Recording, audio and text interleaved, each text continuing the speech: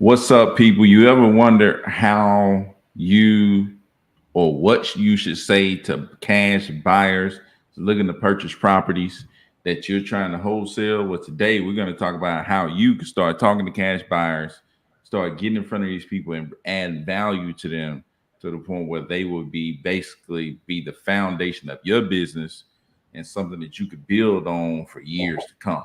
So stay tuned right here. We're going to break it down, talk about how to talk to buyers, talk about our experience talking to buyers, and help you out getting started wholesaling real estate. So let's do it. What's going on, Kadera? How you doing, man?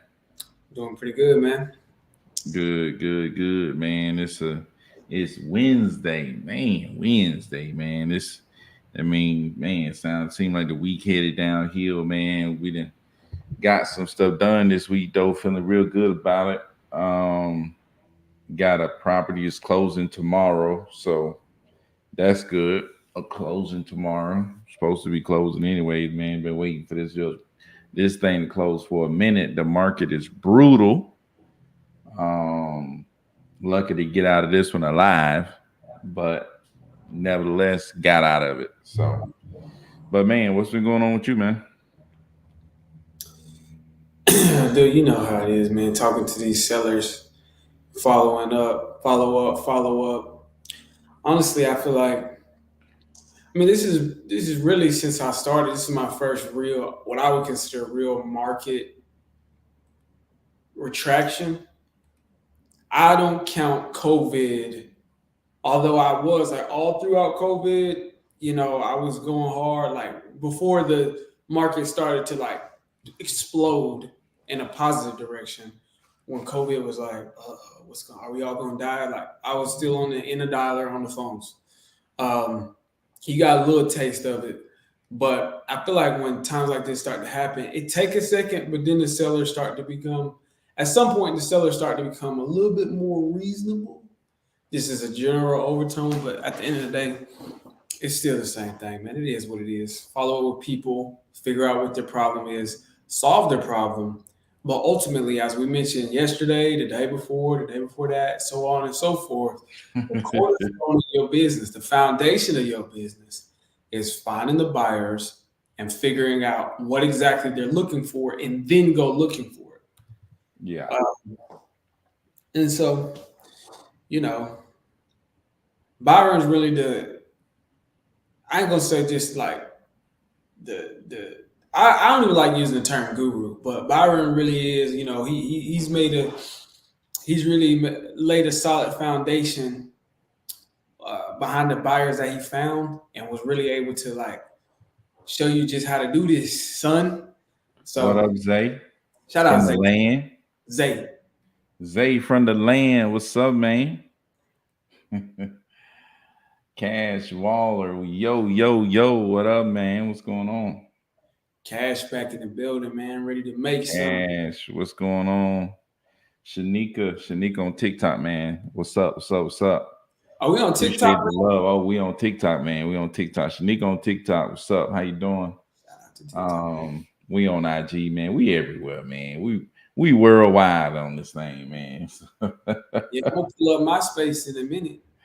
Hey, hey, MySpace can get it too. What's up, Shanika, man? Showing love. Appreciate.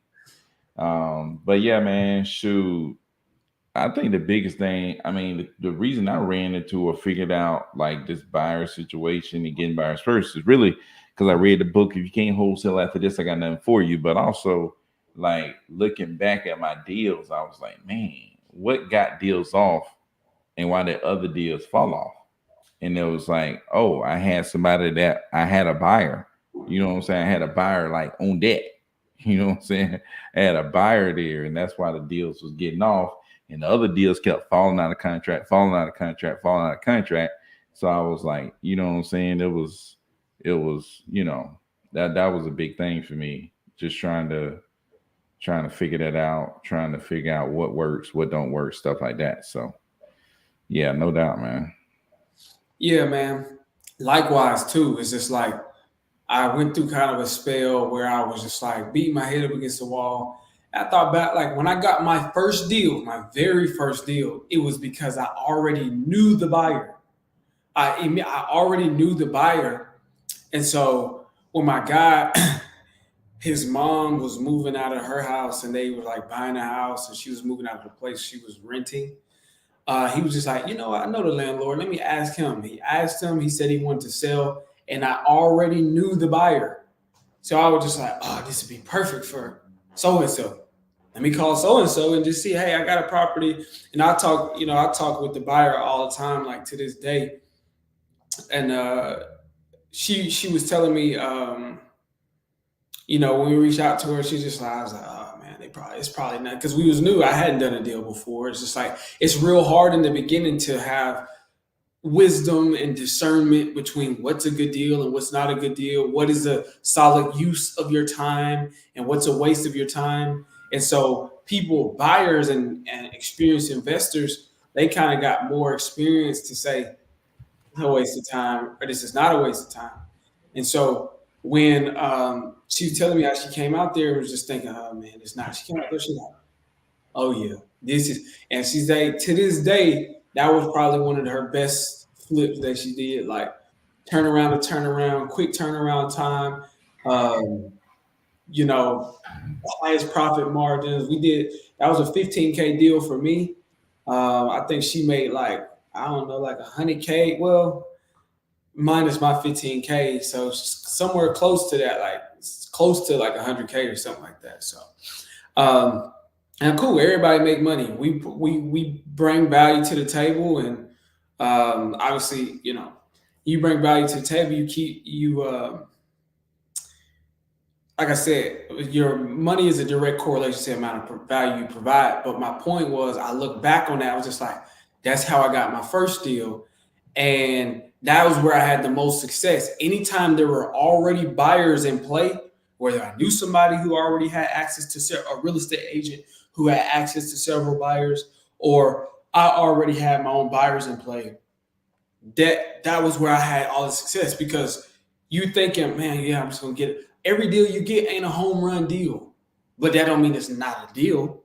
You know what I mean? It's like when they talk about find you a deal and the buyers will come, they're talking about the big monsters of the deal that like anybody will want. Well, yeah, obviously. They talk about in where the Fresh Prince of Bel Air moved. If you find a house in that neighborhood for $100,000 when all the houses are $1 million, then yeah, of course the buyers will come. But I mean, honestly, what about all of the other properties that you passing up that could be great deals? And so, likewise, my point is, I look back and I was just like, when I had buyers, that was when I was having the most success. Yeah, I just think that, like you said, man, you found an awesome deal, you had the buyers come, but the odds of you finding an awesome deal is a lot lower, right? And that's the thing. It's like because you have to spend so much time to find that awesome deal, most people give up, fail before they find the awesome deal. You know what I'm saying?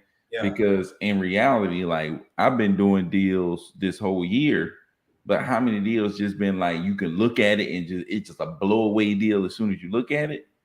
It wasn't a lot of deals that was just I looked at it and it just blew me away, and I just knew it was going to be a sick deal. And you know what I'm saying? You don't run into those all the time. You know what I'm saying? And as a beginner, you definitely not going to just be running into those type of deals.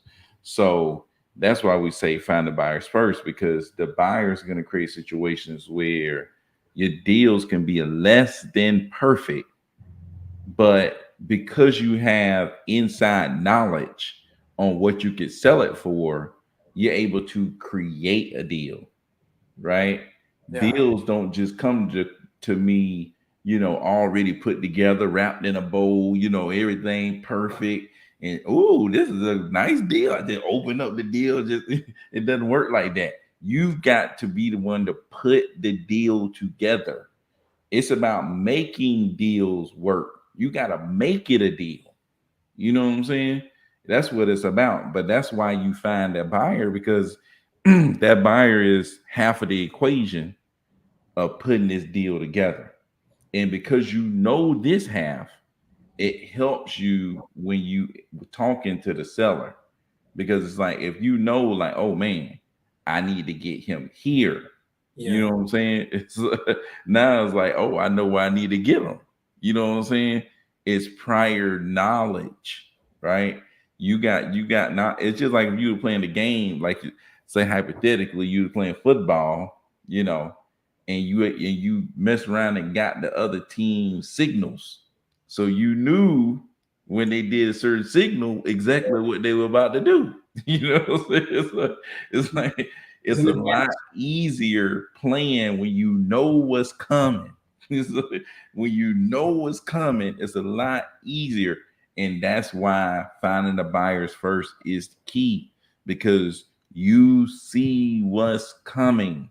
And as a beginner, seeing what's coming and knowing what's coming, it just it's like a revelation. It just open your eye. You're blind, and it just crack your eye. Oh, well, you can see a little bit.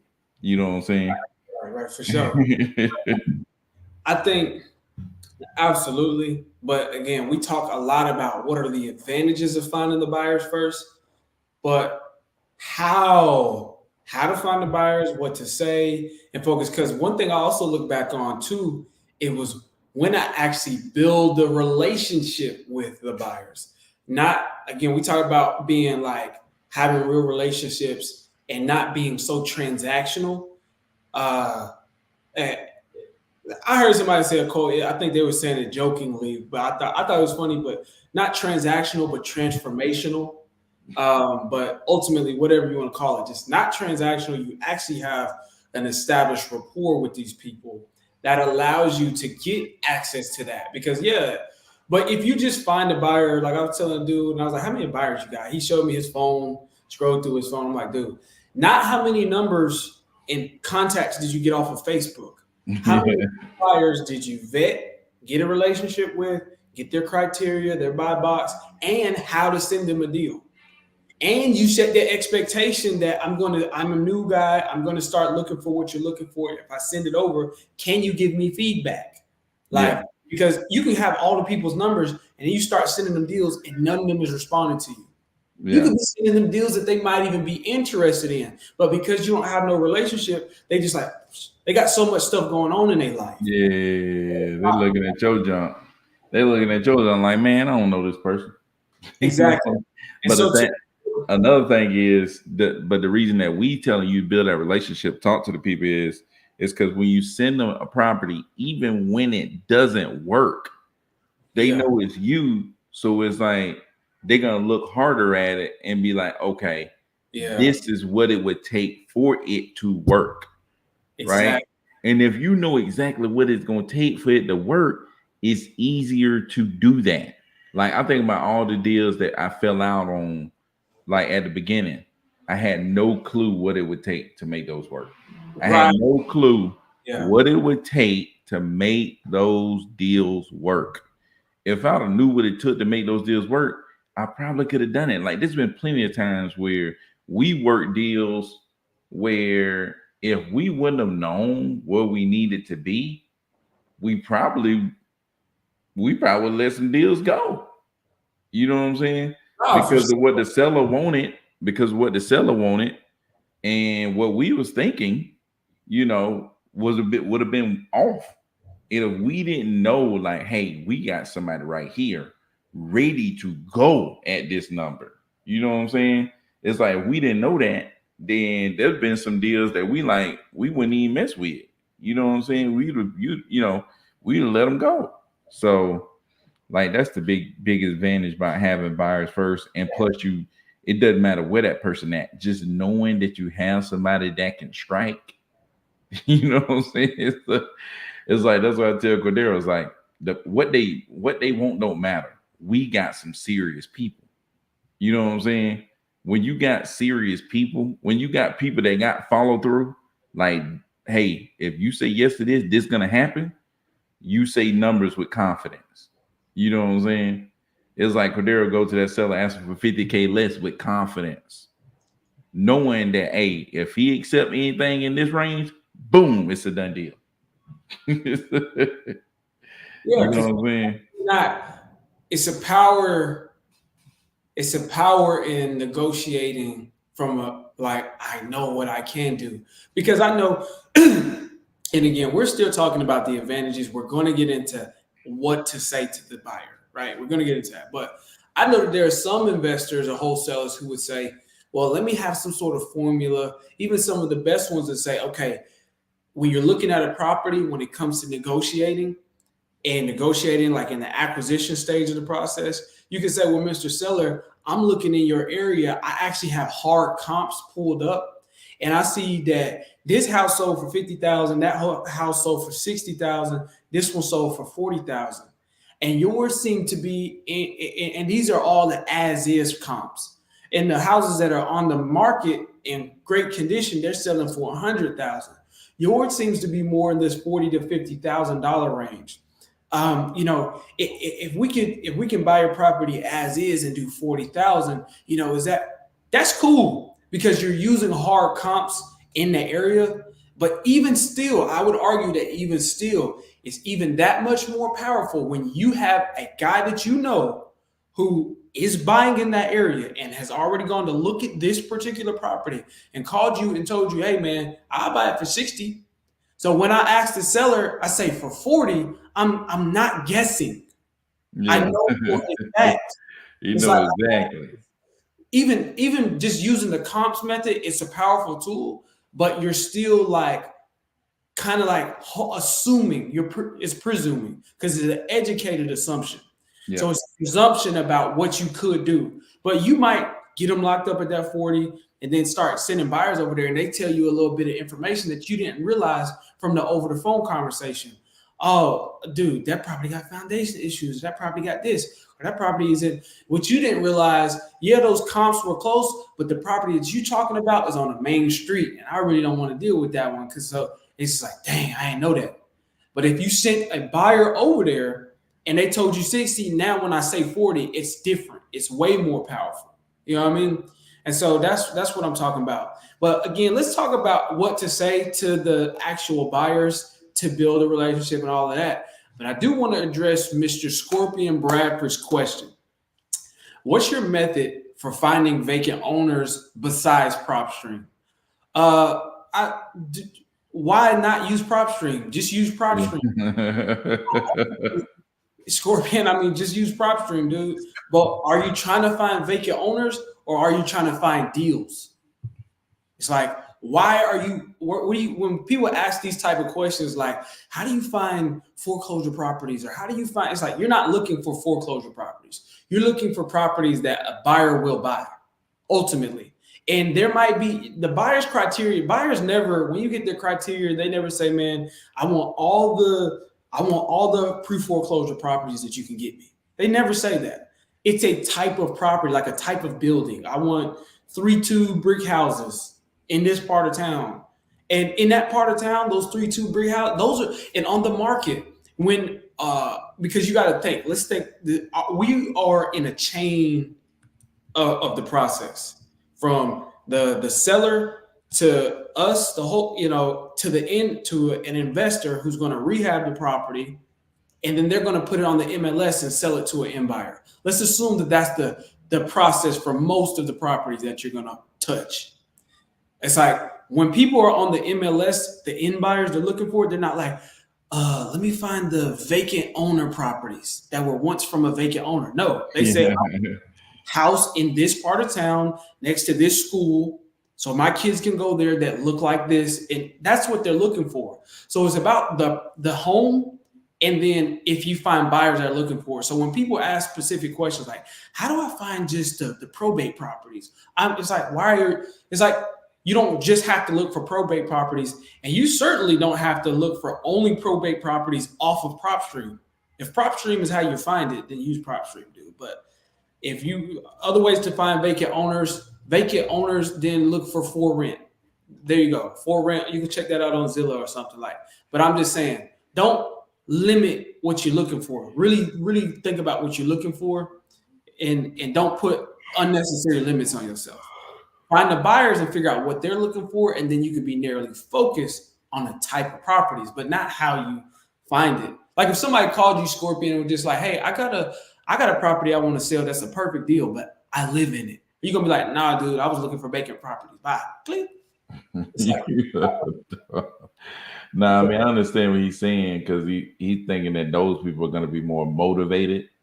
But the thing is, what we're saying is you're focusing on the wrong side of the equation when you should be focusing on the buyer side of the equation. Another thing is all these gurus out here is telling all these people, go find the vacant house, go find the broke down house, go find this house, go find this house. Yeah. If you trying to do what everybody trying to do, what's your odds, right? Versus trying to do it this way, where you're going to find the buyers and figuring out what they want. Like, how many people you think doing that? Probably not a ton. How many people you think going and figuring out what they want and then going look specifically for the stuff that they want? Not a ton, Yeah. right? Your odds of finding what they want is better because you're finding active cash buyers, right? So that's the big thing, man. I'm gonna hit a couple of more of these, then we're gonna get into what we need to get into because I gotta go. Um, so yes, question Discord. Oh man, I've been in a school event today, man, but I'm gonna hit you back though. But I ain't seen nothing in Discord. You see something in Discord today? I think it might have been last night. I don't feel like maybe it was last night. Yeah. But how do you vet cash buyers? Is it just making sure they have funds? This That's more than just making sure they have funds. The way that I do it is just making sure, like, if they're on social media, checking their social media, looking through their social media, seeing who their friends are on social media, looking at their posts on social media to see, most time if people flipping, they flexing. You know what I'm saying? They gonna show you that they flipping. You know what I'm saying? And they have other friends. Look at the people like the people who comment on their posts. You see how they interact. Like, are they interacting with this person like they're a wholesaler, or they interact with this person like they peers, like you flip and I flip. You know what I'm saying? It's different talk. When it's a wholesaler, it's like, hey, I appreciate you. Thanks for this. Thanks for that. It's like most, like if they getting a lot of that. If it's a flipper, they say, oh, you did a good job. You know what I'm saying? You did a good job. You did good at this. Like they're praising each other and what they're doing. Right. Yeah. So that's what I look for. I look at their social media. If they ain't got nothing on social media, I'm like, hold on. You know what I'm saying? I'm like, hold on. Most time these people that's flipping, they Yeah. got something on social media. And they are friends with other people flipping. Like if they friends with a bunch of other flippers, they either wholesaler or flipper. You know what I'm saying? And like I just look at their social, I just read all the comments, all that stuff. So that's what I do. Anybody that ain't active on social media, I'm like, man, I don't know. I really don't even want to mess around with something like that. If it's an individual, like if it's an individual and they ain't nowhere on social media, they ain't putting up nothing, they ain't got no pictures of nothing, nothing. They ain't connected with nobody that's talking about them. No, nobody mentions them. You know what I'm saying? Nothing. A flipper? Man, I don't know. Because the thing is, it's like, you know, I think even the most anti social media flippers that I know still post stuff on social media. They still have other people who talk about them on social media because, you know, flippers talk about flippers. You Yeah. know what I'm saying? Flippers talk with flippers. These big real estate people, they gonna throw names around. They gonna throw, you know what I'm saying? You just know. You know what I'm saying? So that's what I would say. That's how I vet mine. Now you can get proof of funds. You can look up and see, if maybe they bought a property cash on Prop Stream or something. But that's kind of how I do mine, all through like social media, man. It's a good way to eliminate people, and it's a really good way to eliminate people and to validate people. So by Max said, The thing is obviously that's why we mentioned building a relationship with the people, right? Is because it like if you really interact with a person on a real hey, let's meet, let's talk. You might even meet them in person. If they're a local person and you're starting in your local market, then you might meet them in person and talk to them on a consistent basis. And if they talking about, yeah, I got buyers, I got a lot of buyers, and I buy for myself, that's a wholesaler. You know, Yeah. or but there are wholesalers who've turned into investors. Like for example, Byron has a lot of buyers and he buys from him for himself, but he most likely is not going to lead with that. He's just going to say, "I'm looking for properties."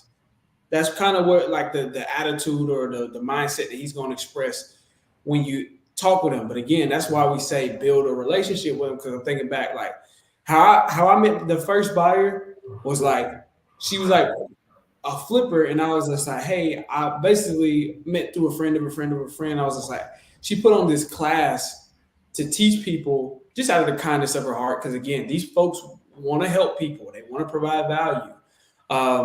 I didn't get to the class because by the time she had finished that, it was over. But the one girl that was in it was my friend's girlfriend, and she was just like, hey, I went to this class. I didn't get much out of it, but I know you trying to flip or get into real estate, so maybe you can meet her. And so we met, we talked, we interacted, and I was just like, hey, can you, I created an organic relationship, just asking her about what she did and all of this. And there was no way for me to mistake her for a wholesaler. Like there was just no way. Like, we meeting up, we going to the properties that she flipping. She's telling me how she got the funding and the financing for it. This is how you deal with the contractors. You asking questions. So it's like we're going in depth on that. Like I'm talking about building a real relationship with people, and it's just like so. Yeah, you can vet them out. Byron actually is really cold with the social media stuff. We be talking to a seller sometime. He be like, "Man, I got a Facebook pulled up right here." Yeah. He what I'm saying? He work it. He do this. I'm like, dang, I got it before they tell me. No Yeah, doubt, man. You that's got why to. I say build a real relationship. But I think like one of the keys we get into how to what to say to cash buyers. Um, my biggest thing, like when I'm talking to cash buyers, is letting them understand that, hey, look, I want to come along and bring you properties that fit what you're looking for. You know, like that's my main thing, and I'm straight up with them. Just let them know that you are a wholesaler. If I was calling up Cordero and he was a cash buyer, some way I was calling him up, be like, hey, is this Cordero? He like, yeah. Then I'll say, yeah, man, I saw you might be purchasing in the area. I'm a wholesaler in Clarksville, and I'm just trying to reach out to you to see, what type of properties you're purchasing because I would like to bring you this kind of properties that I find, you know, and then boom, he just he either tell me that he's buying or he tell me what he's trying to buy. It's like I just want to understand what you're buying, what fits your model, and how can I bring you properties? Like how do I send them to you? Do I text it to you? Do I email it to you? How do I get the property to you? So first, I'm introducing myself. I let them know that I'm a wholesaler. I let them know I want to bring them this kind of properties that he can make money off of, right? Like just say it. Sometimes you have to tell people exactly what's going to happen here. It's like, hey, look, I Yes. want to bring you properties that you could flip or hold and make money off of. Like Yes. that's what I want to do. Like that's my goal is to help you make money on discounted properties. Like, I'm gonna find properties in the area that you're looking for to help make you more money. Right. So Yeah. like that right there, just letting them know exactly the goal in this, you know what I'm saying, in your relationship, what kind of value you plan on adding, right? That let them know straight up, this is the kind of value I'm planning on adding, right? You know, and you can ask them, would you be interested in that? Of course. You know what I'm saying? Of course they're gonna be interested in that. Let me And then ask you something. go ahead. Because I've talked to a lot of buyers myself. What if you tell them all that and the buyers say, well, nah, I've already got a realtor and she finds my deals. She's looking for my deals. I've already got a realtor. I've already got that covered. Well, what do you say? Or what Gotcha. do you say and what do you think of that buyer? I would say gotcha. Definitely understand that. So you know, if I run across a lot of these properties in Clarksville, you wouldn't even want me to send them to you. You know, any discounted properties, you wouldn't be interested. No thanks. I already get, I got my realtor. All right. Appreciate the call. Appreciate you taking the time to talk with me. You know, get off the phone. Byron has one of my all-time favorite quotes, and it just goes to this business. If the one thing in this business is TTP, that's the one thing in business, then Byron says, they don't want to talk to you, they don't want to talk to you. That's it. They don't want to talk to you, then they don't want to talk to you. You don't have to overcomplicate it. You don't have to think it's something wrong with you. It's just that when you find a person and say, hey, I want to provide value to you, not can you get on my team, but can I get on your team and provide value? And you're completely clear, you're completely transparent, you have pure intentions, you're not trying to lie, you're not trying to go about saying it the wrong way. Hey, I'm an investor myself, but sometimes I don't hold on to every property. I just want to know if I can pass some properties on to you. Sometimes. Yeah. Just being completely real. Listen, hey, I'm a newer guy. I'm a wholesaler. I'm really trying to do more bird dogging than anything. Find what you're looking for, and then I go look for it, and I can bring it back to you, and so that I can bring you properties that make you money and add to your portfolio. Is that something you'd be interested in? And if they say something clever like, "No, I already got a real estate agent," it's just like that's weird. Basically that's like McDonald's saying we have too many customers already. No thanks.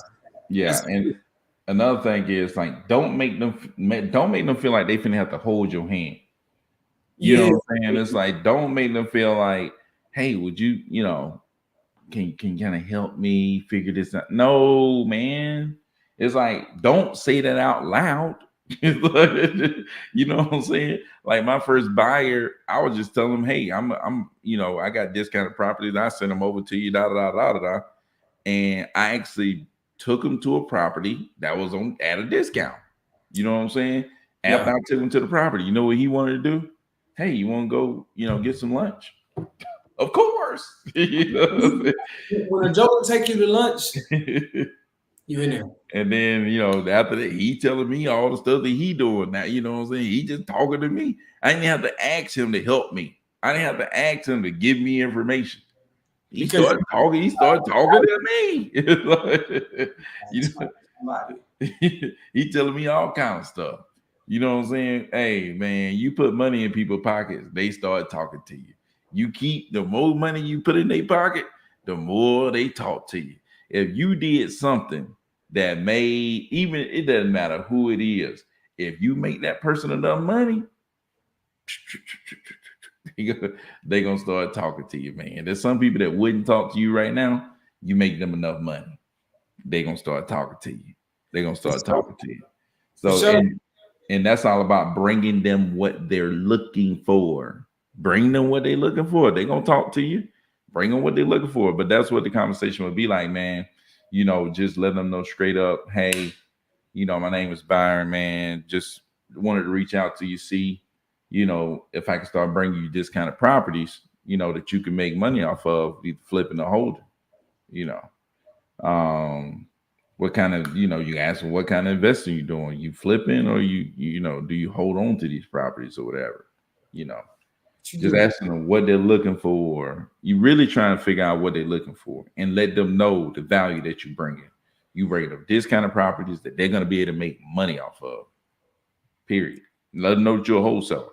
Let them know. Let them know, some of them want to go as far as just like, like, I don't get paid till you get paid. And I'm not asking you to pay me no money. I remember one week in general, I was that's real estate agents, big time. Real estate agents think but I'm talking about charge them or something like that. Most time cash buyers don't necessarily think you're gonna charge them, but real estate agents a lot of times get approached by people about marketing and stuff like that. But you let Flipper know, hey, I'm a wholesaler. I want to bring you discounted properties, that you could make money off of, bring you some great deals. Yeah, they might have thought I was marketing, but it was one week where I was just going hard, just calling buyer every day. I'm calling like 20 buyers a day. I was just calling, like I'm trying to get 20 people on the phone per day, not 20 dials. And I remember at some point I was just like, they think I'm offering them some sort of marketing thing. But I just mean in general, whether it's they just that or just like, well, you'll get somebody. Well, I got some buyers where they'll like to discuss numbers. Like, well, for example, slick talking buyer. Well, yeah, I usually pay my wholesaler. If you bring me a deal, I'll pay you $5,000 for any deal that you bring me. And I'm just like, come on, dude. No, like he's trying to talk numbers before I even brought him a deal because that's just goes to show. Like I've had a couple buyers try to do that. Like you get, they're like, yeah, bring me whatever you want. And this is just usually I work with wholesalers before, and this whatever. It's like, listen, I'll just bring you a deal if you like it. And again, that's why I like to set the expectation. You don't want to like distort the relationship up front, but you do kind of want to like say that, if I bring you a deal and the numbers absolutely work for you, and let's say I make $100,000 on it, but the numbers work for you, is that something you'd be okay with or no? And just see what they say. Yeah, I would like me personally. I don't even go there. Like I don't even go there because my aim is it's like we're gonna talk. I'm gonna feel you. I'm gonna keep talking to you. I'm gonna feel you. I'm gonna hear the trash that you say. Oh, I pay my wholesaler 5K. Gotcha. Definitely Yeah. understand that. And just keep on going. You know what I'm saying? I'm trying to feel you out. I'm gonna let you get it on out. I ain't gonna try and fight with you.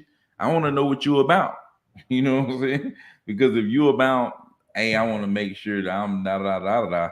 I may sell your property, but I know what to do. What am I gonna do when I sell your property? You're gonna quadruple close. You're gonna triple close. Double close that mug. That's what I'm gonna do. And you know what else? It's gonna be at my attorney's office. It's not gonna be at your attorney's office where you could call up, this person that hey, what's going on? Trying to get some inside information. Nope, it's gonna be at my attorney's office. You know what I'm saying? And I'm probably not gonna use you before I use this other person over here that I like better. You know what I'm saying? And the thing is, once I get to talking to people more, once I get to building more relationships, it's easier for that person to accept that I'm gonna make 30K. You know what I'm saying? Yeah. It's like, so that's my thing, man. Just keep going, let them talk, let them get it on out. I'm not gonna fight you on nothing. Let you get out who you are. You know what I'm saying? What's that lady name? Maya Angelou, whatever her name is. When a person show you who they are, believe them. You gotta let them show you, though. Let them show. Come on with it. Go ahead and show me who you are. I need to know. I think that's major, man. That just goes to show. I guess to the point is there's levels to the quality of buyer. See what I'm saying? Yeah. It goes beyond just like a monetary, like how much they were willing to pay for a given deal, and how many deals are they buying per month or per year. It's like their character.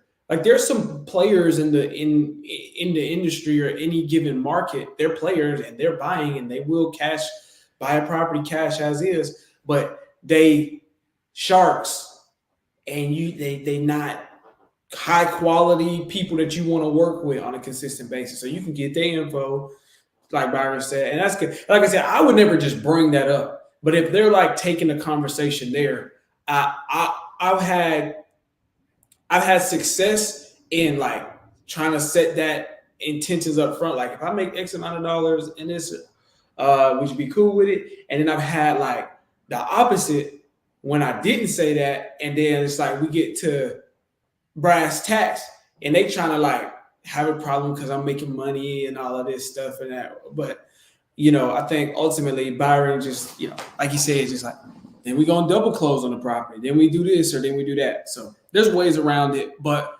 it's just it's not even just like all buyers are created equal. There's like quality of buyers. Just like, okay, he's just a C class buyer. He's not an A class. He's not the first person to call. He might pay, or you might reason with yourself like, this guy, I know he'll pay the highest, but he gonna be pocket watching. He gonna have problems. He gonna be trying to do this and that. He be like, oh, you gotta use my title company and this and that, all of that little stuff. So just you just have to navigate through that. And like he said, the more you build that relationship with them as time goes on, they should feel more confident in working with you. But if you build the relationship, everything else can get worked out. Yeah. Let me Paperwork. ask you a few questions here on IG. Do you build directly with the acquisition manager? I don't know what you mean by that, but do I build? Maybe do I talk to buyers directly with the acquisition manager? I don't know what you mean by that. You have to say it again or put the complete thought on there. But when you send properties to any buyers, do you send them before or after you already got the purchase agreement signed? It depends on the buyer. So some buyers I know is cool. They ain't gonna really do nothing. They know how. I know them. I can send them the property before I even think about putting it under contract. Right. Other people that I don't know, and I don't know if they even wholesaling the Richards. I don't even know if they're gonna wholesale my deal or they gonna do whatever with my deal. It's like, no, man, I ain't sending you nothing I ain't got under contract. So some people ain't gonna send it to you until I get desperate, until I get past all the other people who might be for real, So answer if you okay. Do you send deals and build a relationship with your acquisition managers? No, I do it myself. Really should build it with your disposition manager. Your disposition managers want to build a relationship with your buyers. Acquisition managers build a relationship with your sellers. But shoot, man, it's with hedge fund companies. Yeah, it doesn't matter if hedge fund companies either. It doesn't matter who it is. When you work with the hedge fund companies, we're talking directly. Like Jayla is the acquisition manager, if that's what he's talking about. Oh, I thought you were talking about what my acquisition managers. But all hedge fund companies don't name them the same. You know what I'm saying? Yeah, true. But to some degree, they will have like a larger company. Yeah. That you will work directly with is the acquisition manager. Yeah. Yes, because Byron was telling us some cool stuff about how to like work with those people and interact with those people, if that's what you meant. Yeah, for sure. Right now, contact with hedge fund. Yeah, no doubt. Yeah, work with them. For sure. Build a relationship with them. Talk to them all the time. Go back and forth with them. Call them up because they at work. Like this is their job. This their job. Know what I'm saying? You call them, hey, what's going on, man? How you doing today? You know what I'm saying? Yeah, I'm over here looking for properties. I got a couple. I don't know. Y'all might. I'm gonna send them over to you, man. Just check them out. I don't even know if they're gonna be anything, but just want to kind of fill it out. I'm gonna throw some prices on there, man. Don't even worry about them. You just, let me know what you think. You know what I'm saying? Just getting good conversation with them about what's going on. Hey, man, just want to call you up. I'm about to start some marketing, man. I'm trying to see, like, where do you think y'all are really buying right now, man? You know what I'm saying? Just getting good conversation with them about what's going on. Are y'all really buying? Are y'all really focused on this area? Y'all focus. I'm trying to figure it out because I'm about to send this marketing out, and I just want to, hit a hot area that you think we'd be able to get a deal off on. Like they want a deal to happen, like you want a deal to happen. You know what I'm saying? But they at work. You know what I'm saying? So like that's the big thing. So that's what I would say, man. Build that relationship with them. Just talk with them. Keep building. And if you get a deal done, show them some love. This right here. I didn't even know about this until man. This is the give a dog a bone. This is the employee. They got a lot of pull. Yeah, the acquisition manager is essentially the buyer, and that's the person you're gonna be working with all the way to the closing table. The thing is, they can move some stuff around, shake some stuff, do some stuff a little different, push some people a little bit more. Because it's like a lot of times, man, they gonna try to get it for less than what they could really get it for. You know what I'm saying? But it's like, okay, we're gonna go up. We're gonna go, hey, come on, man. Can you make and then later on down the road, hey man, can we any way we can make this happen? Knowing that you greased them up last time, you know what I'm saying? Hey, they know that, hey, if I get this crossed in live, might be an extra $1,000 for me. Tip, basically what he's saying, tip means it's short to Tipping. Hey, you roll up to a window, you give a joke a little tip. Hey, they throwing some extra fries up in there. Some extra sauce. How many sauce packets you want? Exactly. And so, but what he's saying is just like now on the next come around, when it's just like, because they're not even negotiating out of their own pockets. They negotiate out of the company pockets, and they're just trying to do the best that they can at their job. They might get some sort of bonus, or they might just be on salary. If you tip them and you say, hey, I really need 125 to make this deal work. Can you make it? They might tell another dude, 110. But they like, because they know they can do 130. They boss told them 130, this is the max. And they might tell another dude 110, but they like, man, we do 125. I might get something out of this. You know what I mean? He hit me last time. I'm gonna work a little bit harder for him. So definitely tip them because they got pulled, and definitely focus building your relationship with that person in the company in particular, right? I mean, the acquisition manager or sometimes the project manager as well. All right, this last one I can answer right here. Besides typical buy box criteria question, buyer, what other questions do I ask the buyer to vet, better tailor the deals I find for them? I would say just use the buy box and actually go find deals. You know, actually go find deals, and then when you bring it to them, you'll figure out the rest. But if you got that buy box and these people buying, man, go find properties like this. This is when it's time to hunt. This is when it's time to do what the gurus say and go find the deals, right? Go talk to the seller. That's when you need to go to Cordero channel, because he's going to be posting, videos how to talk to sellers. And you got this buyer, figure out how to go talk to the sellers now. Let's go do that. But shoot, man, I'm finna have to get up out of this mug, running up here to Bible study, man. But shoot, man, appreciate y'all coming through. Everybody. Jaden came through, Scorpion came through, Zay came through, all my people, Bobby Mack, what's up, man? Came through. Shanika came through on TikTok, man. Appreciate the TikTok love for sure. Shout out to people on IG. I think he reiterated his question. Chelsea, Scorpion. Jake, appreciate y'all coming through, man. Scorpion, just go to the county assessor. That's all you got to do. If you're trying to just find homeowner information, just go to the county assessor. Like, they gonna tell you the property, the owner information. That's it. But shout out to y'all. Thank y'all so much. I think the quote of the day was that Maya Angelou quote. When a person tell you who they are, believe it. Especially with these buyers. Not all buyers are created equal. That don't mean you got to cross them off the list. If they buying, they buying. But you know what to do with them from there. So yeah, no doubt, man. Thank y'all. Appreciate that, man. Peace out.